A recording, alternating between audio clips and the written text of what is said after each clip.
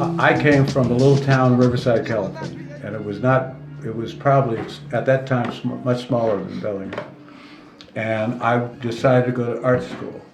And I played in the art scene, and this was major leagues, for quite a few years until 1965, and that was the Watts riot. 1965, I got caught in the middle of the riots, almost got shot, and I realized that I had put both feet in the art world, and I had forgot social, political consciousness and awareness and intelligence.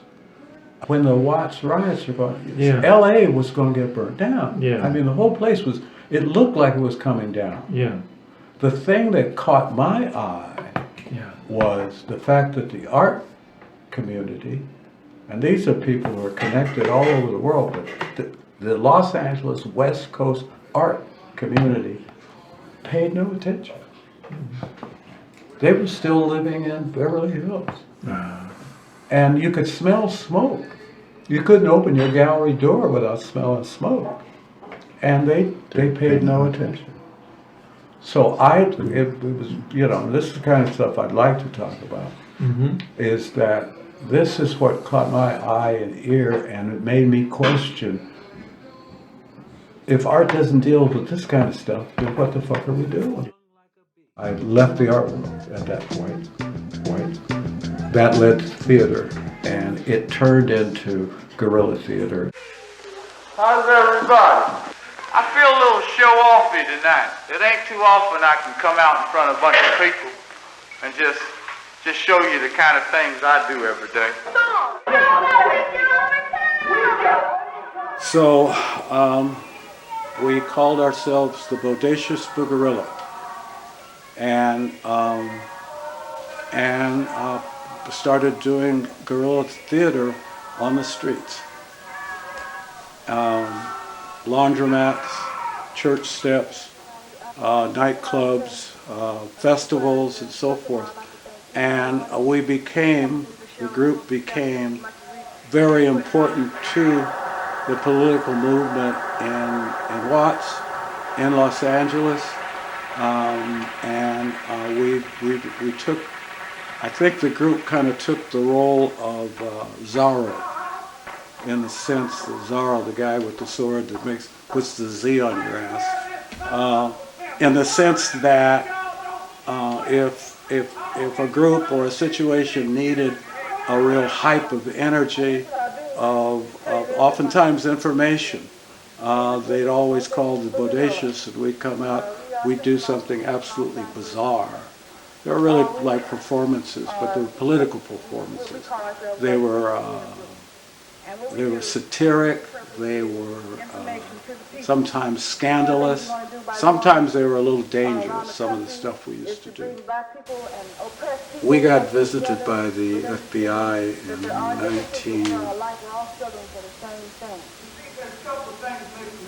I think it was about the same time as the Watts riots, or insurrection as we sometimes call it.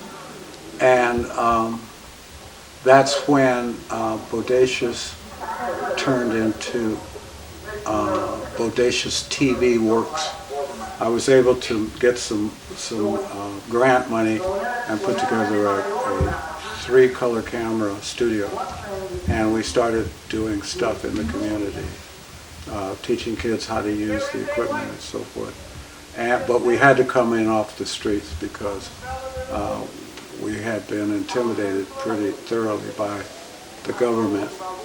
And eventually in 1986, we did a piece called Pull Your Coat, and it was for PBS. Pull your coat is a kind of saying that happens in the ghetto that happens when someone is enlightening you to keep you from doing something that might not be cool. From bebop to ballad, salt pork to salad, no fact too big and nobody too small. It's Black Trivia, mama, and we tells it all. You might be dyed, fried, and or swooped to the side, but we'll even get your vote. Yeah, 'cause sure as greens is groceries and eggs is poultry. Hey, we'll pull your coat! If you think you've seen it all, if you think you're on the ball, just keep your TV on remote. We just might pull your coat, baby, pull your coat. And here he is, the one you've been waiting for, the one, the only, Papa Proof, the Jaws of Truth. Thank you, Blaster Blaster. Thank you so much. We thought it'd be a great kind of a title and concept for a quiz show. We originally went into this thinking that it could be a series, that we could just change the characters and change the question and answers and do a weekly or a bi-weekly program, and really challenge the Bodacious to come up with different characters and really live those out program after program. No, every question has been thoroughly researched, documented, and verified, guaranteed to be the truth by a very competent Pull Your Coat research staff. Now, in just a few minutes, Papa's gonna give you some food for your mind, but right now he wants you to take your eyes to the picnic. Check out, if you will, the Pull Your Coat Singer! If you think you've seen it all, if you think you're on the ball, just keep your TV on remote. We just might pull your coat, baby. Just might pull your coat. Let's move right along and meet tonight's exciting But guest. the politics were not consistent with where PBS wanted one of their shows to go. So I think we were popular, and we were being viewed by audiences for all of 10 days. And then we got snatched off the air. Well, I'm a community worker. Community Yes, sir. worker. Work out in the community. That's great, that's great. Yes, What do you do for fun? What are your hobbies? Fun? Yes. Hobbies? Well, no. Oh, I see. What I do, we work with young men, we work with young women, and we put them together. We stack them hard with education, and we get them to build up the community. I think that's great. Welcome to Pull Your Coat. I So hope you good win to be something. here. You Yes, bet. sir. Good to be here. And our next panelist is? Miss Ruth Mercy, Oh, I see, Miss Mercy. Welcome to Pull Your Coat. Where are you from, please? originally from Houston, Texas. I'm currently residing in Los Angeles, California. Right, nothing wrong with that. Listen, what is your occupation? I'm a nurse. That is a noble, noble profession. What do you do for fun? You look like a fun kind of person. What? You should be less interested in fun, young man, and more concerned about where you'll be spending eternity. I see. You see, I have a burden for winning souls for the kingdom. Well, let's hope you can win some points tonight on Pull Your Coat. Welcome to the show. And our next panelist is, well, what is your name, please? My name is George Washington Jones III. I see. George, where are you from? Originally from Washington, D.C., but currently living in Virginia with my wife and 3 children. Yes. My oldest son is George Washington Jones IV. My youngest is George Washington Jones V. Yes. And my daughter is Martha, named after her mother, of course. Ask the man a question and he gives you roots. Listen, what's your occupation? What do you do for a living? I'm the assistant to the assistant, Yeah. assistant postmaster general. Must have a business card this big. I wonder what you do for fun, Mr. Jones. Well, I started with the post office 35 years ago. 35 years ago. And I started a hobby at that time. A hobby. Related to my work. Right, 35 years ago. Which is stamp collecting. Stamp collecting. 35-year hobby. Takes him 11 years to tell us all about it. Nevertheless, welcome to Pull Your Coat. We're glad to have you. Whoa! Is the floor on fire? What's happening back here? Oh, I see. Whoa, just about led me into early death here. I'm just nervous. Oh, I see. Whoa. I'm sorry. Okay. Listen, what is your name? My name is Debbie Arrington. Yes? But people that know me, want to know me, call me Caress. Yes, love it. Caress, welcome to the show. Where are you from? You look familiar. Oh, I'm from Los Angeles, California. I was raised in the Valley. Valley girl, I heard that. Listen, what's your occupation, Caress? I know you do something fabulous. Oh, yes. I own a travel agency in Beverly Hills. Yes. And what are your hobbies, darling? Oh, well, of course I travel. I own a travel agency. Right. And also, I just like people. You know, I love spreading joy and just having a really good time. And, you know, I love people. And I hope you have a good time tonight on Pull Your Coat. Welcome to the show. I'm excited. Thank you. All right. Excuse me. Pardon me. Could we meet our next panelist, please? Hello. Come on. Hello. Hi there. Oh, Hi. Gary White here. Gary White. I knew that was Kind right. of beat you to it, Papa. Oh, Papa, too. Papa, I get it. Listen, where in the world are you from, Gary? Where in the world? Oh, well, actually, I'm from Minnesota. Way up north. Way up north, Oh, I cold see. country. Northern But listen, guy. it's Yeah. awfully warm in here. Before you go. Whoa! I mean, it kind of makes you kind of moist all over. You know what I mean? Yeah, sure. Excuse me. Whoa! What's your occupation? What do you do for a living, Gary? Actually, I dabble in stocks. Have done rather well. I see. Kind of free and loose right now. I see. So your hobby is? My hobby is, well, actually, I'm taking some classes in rhythm. I'm into rhythm. You know, the big beat. Oh, well, let's hope you can beat out It's some right points here. tonight on Pull Your Coat. Our last panelist. All right, we're going to start with our first question. And we could not run Pull Your Coat, ladies and gentlemen. It just would be an empty bottle without the very lovely and talented Babe. Thank you, Babe. Thank you. Here we go with tonight's first question. Panelists, I want to know who really wants to win this thing. All right, you all know the rules. Here comes the 10-pointer. Here we go with the 10-pointer. You all remember James Watt, the former Secretary of the Interior. This man was forced to resign. For 10 points, I want you to complete the statement that led to the man's resignation. He said, on my staff, I have a black, I have a woman, 2 Jews, and did he say wasp, slant, dago, or cripple? Who knows this? Sister Mercy. Yes.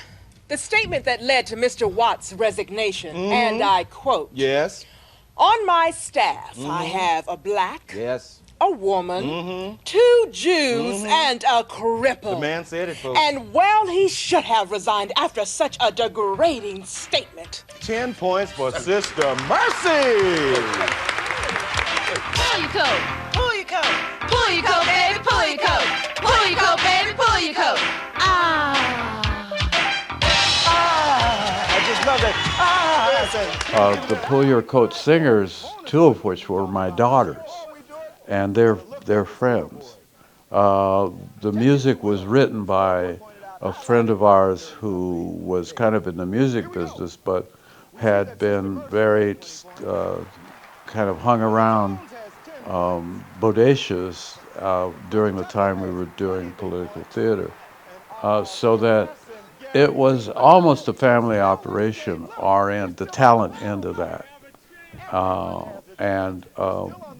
You know, the PBS camera people and sound people and director and all that had to kind of really be on their job to keep up with what Bodacious was doing out on the floor, basically, because they were, you know, I mean, it was hot. It was like bing, bing, bing, bing, bing.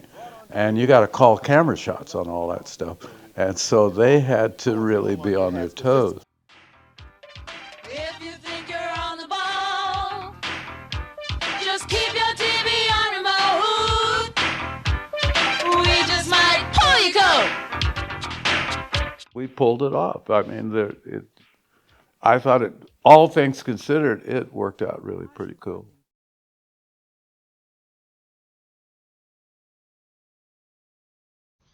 In 1993, we moved to our farm in Whatcom County, Bellingham, Washington. Being here on a farm as opposed to a storefront in downtown Los Angeles is a big leap. We've got 4 buildings on the property, and we have to be very disciplined in the course of the day to make sure everything gets done. So it's, you know, it's pretty much up in the morning. You have to feed the animals, make sure everybody's watered, and everybody's where they're supposed to be. Horses, or big animals, you know, you put food at one end, you get shit out, coming out the other, and you got to do something about that. You know, dogs are okay. Chickens, you got to watch out because they're dumping on the walkway all the time, and you track it in the house, and Barbie gets pissed off. So it's very different. I was in my pickup. I brought up a 1949 Ford pickup truck, which I adore. I'm driving down the freeway with about 4 bales of hay in the back of the truck. And at one point, I look at my rearview mirror and I see this hay, and I get this feeling that came over me, like I'm not in L.A. anymore. I'm not in L.A. at all anymore. Well, one of the things I didn't realize moving from a large city is with Barbara, it's interruptions. Because of all the noise in my head, just naturally, those things, distractions for other people, are get part of my attention. So it kind of clears my head up so I can use it. I began to be able to find myself here in Bellingham, in the Northwest, being able to think a thought all the way through. This damn piece is so hard to work on because it's got so many facets. And if you're working on a time limit, you got to make sure everything's coming along at the right time. It's like cooking a meal. You don't want to start the broccoli before you get the potatoes done. My name is Barbara Sternberger. I'm a painter. I've been a practicing artist for the last 30 plus years. I first met Ed at UC Irvine. I was in the graduate program there, working in the art department, in the art office. And the following year, during my second year of graduate, during my studies, I continued to be Ed's TA, and that's when our relationship blossomed. You're in fire. I'm on the other letter, baby. Gotta go more towards you. I'm still on the other letter. You gotta go up. Up. Okay. Up. My name is Amy Kalupka, and I'm the curator of art at the Whatcom Museum. The exhibition Wanted Ed Bereal for Disturbing the Peace is a retrospective that will look into 6 decades of artist Ed Bereal's practice, and will take us from 1958, when he first started as a student at Chenard Art Institute for illustration, as he started out his career in illustration. And we will be looking at some of the very, very early works, and we will go for the whole span of his career from that moment to his contemporary works, in which he engages painting, illustration, political cartooning, and assemblage in his work. So it'll be quite a thorough examination of his life's work and all of the content involved, which tends to be quite political. And we will be looking at how he's evolved over the years to communicate some of the social and political issues that he is passionate about. Well, some of this stuff, the imagery, where you get kind of cartoon kind of imagery going on, that's still making reference back to the way I was raised. I wasn't raised in an art school, I was raised in a comic book. Sure. So Looney Tunes. Yeah, uh-huh. So, and I like that. I like mixing up imagery as well as approaches. I'm not hung up with, looking like a Renaissance painter right next to a cartoon, or looking like a Renaissance painter right next to an environment like that is kind of abstract expressionist. Mm-hmm. So all that is coming from where I came from, and so I consciously put a lot of pop imagery kind of is what I do. I'm Matthew Sims, and I'm a professor of art history at California State University, Long Beach, and I'm also the Gerald and Venti Bach West Coast collector for the Archives of American Art, a branch of the Smithsonian Institution. I'm working with Ed on several different projects, one of which is related to his archives, which is to try to organize them and have them come to the Archives of American Art, which is a branch of the Smithsonian Institution, so that they will be preserved and made available for generations to come, which is part of what the going through the papers is about. Also, I'm working with him to develop ideas for the essay that I'll be writing for the catalog of his upcoming retrospective exhibition here in Bellingham. So putting on an exhibition of this scale and scope is incredibly challenging, mostly for the amount of research involved in really capturing the 6 decades of work that we'll be representing and being able to tell that story cohesively in a space this large. This gallery's a 6,000 square foot space, and we're exhibiting the work of one artist. And that in and of itself will be a challenging task to really focus out the different key moments in Ed Bereal's life and to really be able to walk the viewer through that entire arc of his career that will begin in the 1950s and then end in a piece that will be brand new, that will encompass this whole wall back behind me, and a work that is still in progress right now. So in terms of just being able to curatorially wrap my brain around, logistically put together a large-scale installation that involves projection and optics and some very new technologies. So we have work that is incredibly analog and fragile in a state that is, paper from sketchbooks from the early 50s all the way up to works that require complex technologies and projection. And that's all happening in one space. So it's, in terms of managing one artist's entire oeuvre of work, we are working with an incredibly diverse selection of media in this exhibition, and that makes for a very challenging and exciting project to be involved with.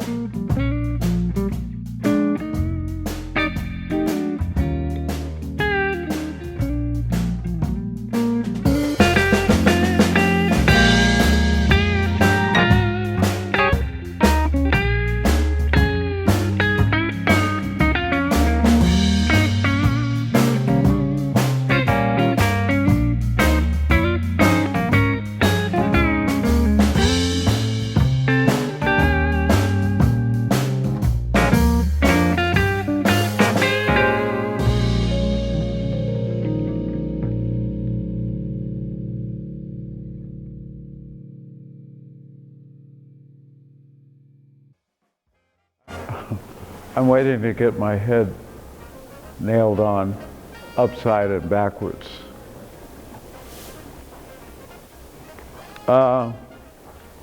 Miss America,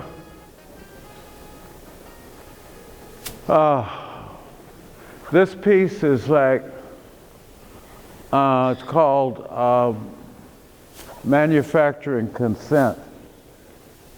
And Miss America is nailing on a citizen's head upside down and backwards, because I think that's how Americans think. If you go for the propaganda, greatest country in the world, land of the free, home of the brave, the whole number, that whole number is keeping you from looking underneath where the real America is. And if you go for that kind of thing, you're getting your head nailed on upside down and backwards. I've gotten a lot of criticism from women, at least initially, because of the Miss America part. Well, let me say this. I was influenced a great deal as a kid by Norman Rockwell. I lived in a little town, and that's all we knew about art was Norman Rockwell, who is probably the most radical political artist that I know. Check it out. But I was looking at his stuff, and the Miss America he represented was on the sunny side of the street, and I was raised on the shady side of the street, and I wanted to know what Miss America looked like on my side of the street. This is the way I think out a problem. I get an idea, and I start trying to find some way to illustrate that idea, and I kind of like this period or this part of the work process, because this is really very free, and I can just kind of play. And I play with I usually use, as you can see, use a pencil. Sometimes I'll collage something like this one here. But it's really kind of nice to be that free and be able to come up with a character or an image that you go, wow, I can use that maybe in something larger. And regardless of what the end product is going to be, whether it's going to be made out of plastic or iron, whether it's going to be big, small, whatever it's going to be, it starts here. And this is where my ideas happen. This is kind of a statement about war and soldiers and Uncle Sam kind of as a joker. And you've got kind of the feeling of death, and these guys are giving their souls and their lives for kind of almost like a joke for some people, especially if they're making a lot of money off of it. And then the gas pump there implying that very possibly the war is about ultimately oil. We don't tend to fight or pick fights or have wars over avocados or plums. Or certainly in Central America we have some wars over bananas, but oil is kind of a really solid reason for us killing each other. A lot of my pieces, and again,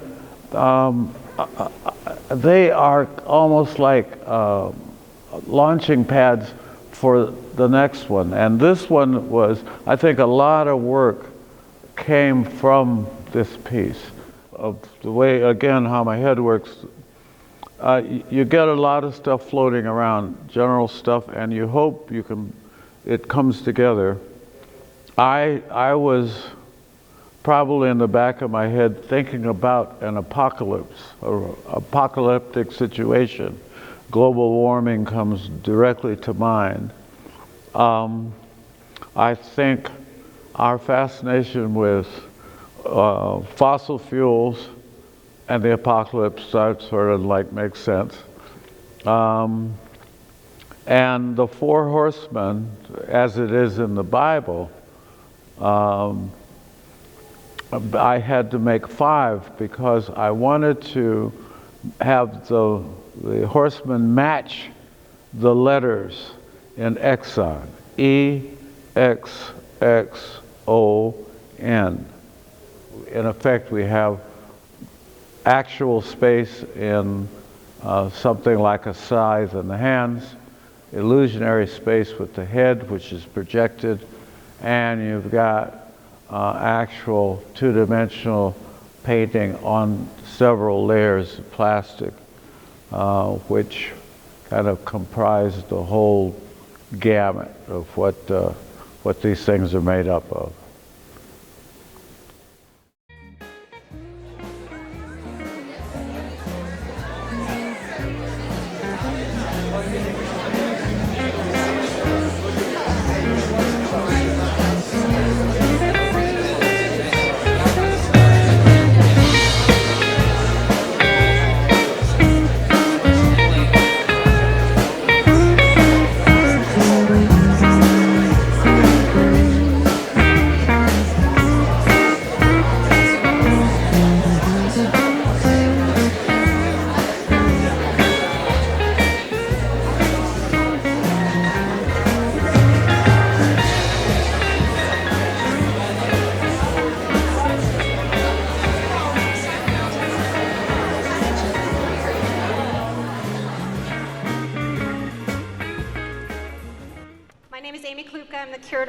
Curator of art here at the Whatcom Museum, and I'm hoping we can get Ed up here, but in the meantime, thank you all for coming to Wanted, Ed Bereal, for disturbing the peace.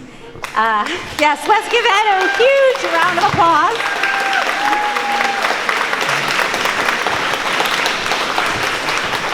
It's an incredible retrospective of work, and I look around this room and I cannot believe that one person made all of this work. It's pretty amazing. And Ed, you know, he's in his 6th decade of art making, and he has created one of his most ambitious works to date, which is the piece called Exxon, the 5 Horsemen of the Apocalypse, on the back wall there. So here's, Ed is going to come up and join me.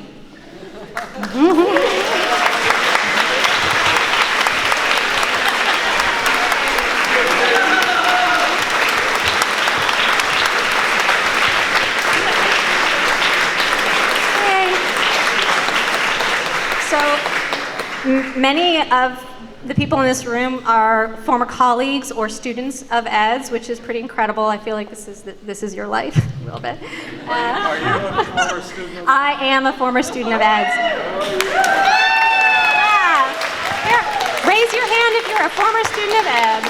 Look at this. All right. It's awesome.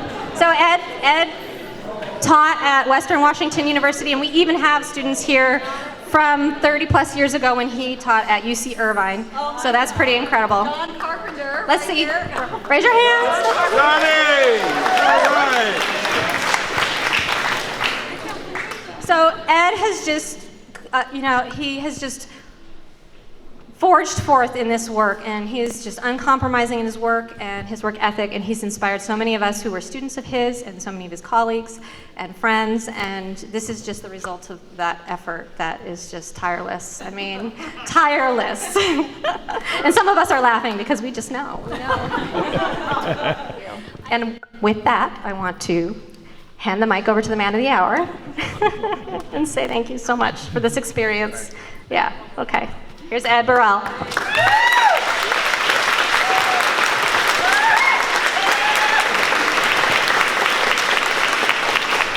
Well, there's a whole lot of things I kind of that go past my mind. I want to thank Patricia, who came by my studio and said, it's time for you to have a show. And I went, are you sure? And I said, this is kind of bitey stuff. I mean, and she said, no, come on, let me see it. So she walked around and she said, oh, this is great. Oh, this is going to be so great for the museum. And I said, Patricia, are you sure? And she said, yeah, no, it's great. And she's been kind of in the same place. I kind of went back after they left and went, they're not going to do that. They're not going to do that. Well, every time I saw her, she went, oh, it's going to be great. It's going to be one. I said, Patricia. No, so here we are. About the show, I hope, and the reason I do what I do is hopefully to make or to facilitate conversation. I would like you to talk to me, talk to each other, hopefully kind of look at where we are, what we're doing, what's happening to us, and maybe there might be some kind of activity that happens as a result of that conversation. But if you don't do anything else, and you see a piece in here that kind of jogs your body a little bit or makes you want to say something, turn to the next person and say whatever it is you need to say, and hopefully maybe something really kind of nice will come out of that. Thank you all for being here. It's really very much a compliment that you came to look at my work. I hope the work is worth coming to see.